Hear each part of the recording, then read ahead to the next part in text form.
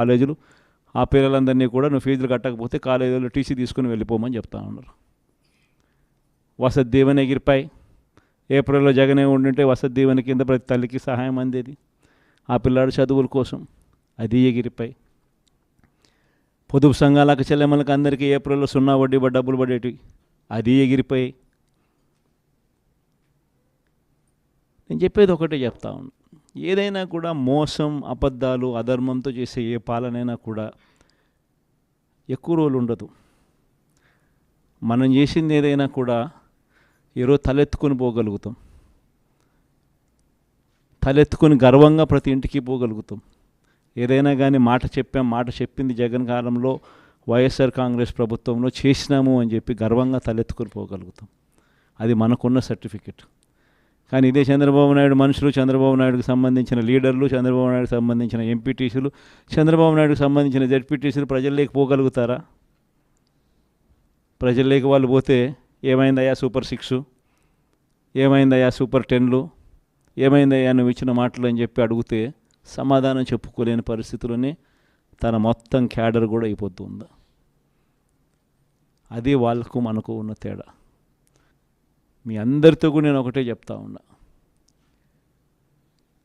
మనము ప్రవర్తించే తీరు మార్గదర్శకంగా ఉండేట్టుగా, గొప్పగా ప్రజల్లోకి మనం నిలబడేట్టుగా మనం ప్రవర్తించే ప్రతి అడుగు కూడా మనం వేద్దాం. నా దగ్గర నుంచి మీ దగ్గర దాకా. తెలుగుదేశం పార్టీ చేస్తూ ఉన్న ఈ కొనుగోలు కార్యక్రమాలు కానీ, ఈ ప్రలోభాలు పెట్టే కార్యక్రమాలు కానీ, వీటి ఎవ్వడికి కూడా దయచేసి లొంగకండి. నేను ఒకటి చెప్తా ఉన్నా, జగన్ పలావ్ పెట్టినాడు, చంద్రబాబు బిర్యానీ పెడతానన్నాడు. చంద్రబాబు నమ్మి ఓటేసినారు.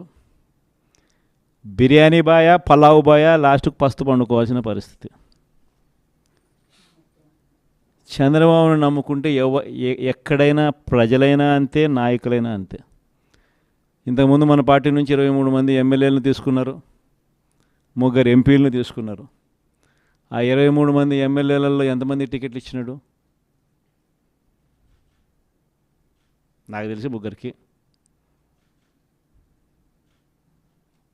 ఆ 23 మంది ఎమ్మెల్యేలను తీసుకునేటప్పుడు ఒక్కొక్కరికి ఎంత ఇస్తామన్నాడు? ఒక్కొక్కరికి 20 కోట్లు. ఇచ్చింది ఎంత? అడ్వాన్సు.